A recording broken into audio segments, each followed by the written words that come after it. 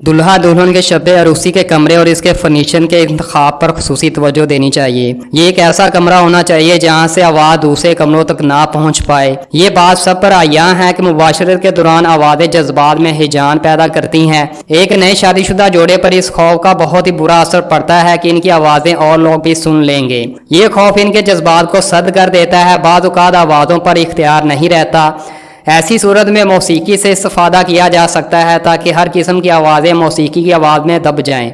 जब एक जोड़े को मुनासिब कमरा मुयस्सर आ जाए तो मियाँ बीवी को इसमें मुनासिब फर्नीचर तरतीब देना चाहिए। सबसे पहले इन्हें बिस्तर के बारे में सोचना चाहिए। यह बिस्तर कुशादा होना चाहिए ताकि हरकत में आसानी रहे। बिस्तर पर बहुत ज़्यादा नरम गद्दे भी नहीं होने चाहिए। ज़्यादा नरम गद्दों के अंदर जिस्म धुंस जाता है और हरकत में दुश्वारी पेश आती है। बिस्तर में चरचराहट वगैरह नहीं होनी चाहिए। ख्वाबगाह में दरी या कलीन जरूर होना चाहिए ताकि बावक्ते ज़रूरत इसे भी इस्तेमाल किया जा सके। ख्वाबगाह में काबिल तवज्जो चीज़ दर्जा हरारत भी है। अगर कमरे में सर्दी होगी तो जज्बात भी सद पड़ जाएंगे। बाज़ औक़ात तो मुमकिन है कि मलाब का आगाज ही ना हो सके, लिहाजा ख्वाबगाह में हीटर वगैरह का इंतजाम होना चाहिए। और अगर गर्मी है तो गर्मी में भी पंखे का इंतजाम हो। अगर हो सके तो उसमें भी कूलर या कंडीशनर वगैरह का बंदोबस्त होना चाहिए। सुहाग रात और एक रहनुमा असूल।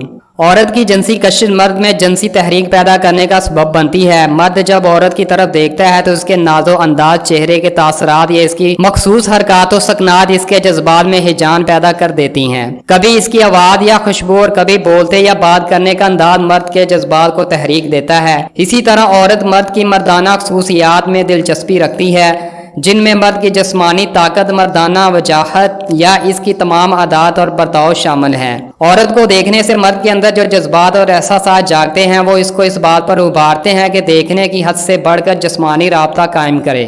इस स्टेज पर शोहर के लिए रहनुमा असूल यह है कि वो अपनी बीवी के हसास अज़ा का मसाज करे और इस तरह से मुबाशरत के लिए तैयार करे। सुहाग रात और मलाब के असूल। मुबाशरत यानी हम बिस्तरी उस वक्त करनी चाहिए जब खाना हजम हो चुका हो, पेट बिल्कुल खाली भी नहीं होना चाहिए। इससे मुबाशरत के बाद जिस्म में कमजोरी महसूस होती है।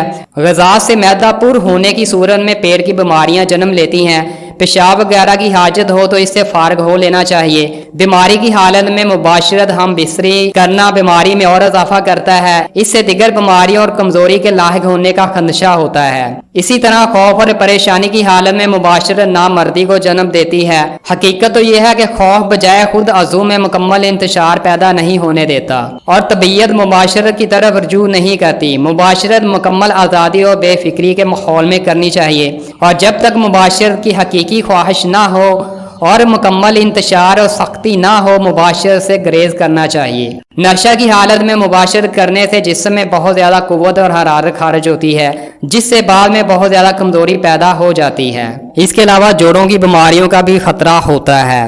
दोस्तों, इसके अलावा मैंने एक वीडियो बना रखी है कि 5 सुहागरात की ऐसी गलतियां जो कि नौजवानों को नहीं करनी चाहिए, उनसे बचना चाहिए। तो उसका लिंक आई बटन में दिया गया है, उस वीडियो को भी लाजमी वॉच कीजिए। सख्त गर्मी और सख्त सर्दी में भी मुबाशरत से परहेज करना चाहिए, क्योंकि दोनों हालतों में इंसान किसी न किसी आर्जे में मुब्तला हो सकता है। जिस कमरे में हम बिस्तरी की जाए इसका दर्जा हरारत खुशगवार होना चाहिए। सर्दियों में कमरे को गर्म रखने और गर्मियों में ठंडा रखने का इंतजाम होना चाहिए। सख्त सर्दी और थकावट के बाद मुबाशरत करने से कमजोरी पैदा होती है, इसलिए हम बिस्तरी से ग्रेज करना चाहिए। हीज़ो नफाज के दिनों में औरत से मुबाशरत नहीं करनी चाहिए। शोहर को चाहिए कि वो बीवी को मुबाशरत के लिए हम बिस्तरी के लिए पहले से बता दे और अगर औरत इस मकसद के लिए वाज़ह अल्फाज पसंद ना करती हो तो इशारे कनाए में अपनी ख्वाहिश का इजहार दे। इस तरह बीवी अपने आप को ज़हनी तौर पर मुलाब के लिए तैयार कर लेती है, जिससे शोहर और बीवी दोनों को हकीकी लुत्फ मिलता है। तो इसी तरह आप अपनी सुहाग रात को बेहतर तरीके से मना सकते हैं। तो दोस्तों, सुहाग रात को मनाने के लिए इन असूलों पर अमल पैरा लाजमी हो। जब औरत मुबाशरत की तरफ माइल ना हो तो ऐसी सूरत में हकीकी सरूर हासिल नहीं होता, हकीकी मज़ा नहीं आता, मुकम्मल इंतशार भी नहीं होता और दूसरी तरफ औरत के जिनसी अदा में रतूबत ना होने की वजह से भी दुश्वारी पेश आती है। जिस दिन मुबाशरत करने का ख्याल हो उस दिन मर्द को चाहिए कि वो ताकतवर ग़िज़ाएं, गोश्त, अंडा, दूध वगैरह इस्तेमाल करें। इस तरह गुस्ल करके खुशबू इस्तेमाल करें। शाम को पेट भरकर खाना ना खाएं और खाने के तकरीबन 3 घंटे बाद हम बिस्तरी यानी मुबाशरत करें। मलाब का वक्फा। अक्सर लोग ये जानने के ख्वाहिशमंद होते हैं कि एक जिनसी मिलाप के बाद दूसरे जिनसी मिलाप में कितना वक्फा होना चाहिए। तो नौजवानों, सुहाग रात में जिनसी मिलाप में वक्फे के लिए कोई बाकायदा असूल मुकर्रर नहीं। इसका इन्हिसार हर शख्स की अपनी सेहत और ख्वाहिश पर है। अगर मुबाशरत के बाद थकन महसूस हो तो जिनसी मिलाप निस्बतन लंबे वक्फे के बाद करनी चाहिए। जिनसी मिलाप के बाद फरहत और सुकून महसूस हो तो इसका मतलब ये होगा कि जिनसी मिलाप में ज्यादती नहीं हो रही। तो आप सुहाग रात में जब आपको होशियारी हो तो आप दोबारा जिनसी मिलाप कर सकते हैं। अक्सर ऐसा होता है कि मियाँ बीवी में से किसी एक को ज्यादा ख्वाहिश होती है, दूसरे को कम। ऐसा भी मुमकिन है कि कोई औरत हफ्ते में सिर्फ एक मरतबा ही जिनसी मिलाप से मुतमईन रहे, मगर कोई औरत ऐसी भी हो सकती है जिसके लिए हफ्ता में एक बार जिनसी मिलाप नाकाफी हो और वो ज्यादा मरतबा मिलाप की ख्वाहिशमंद हो। यही हाल मर्द का भी हो सकता है।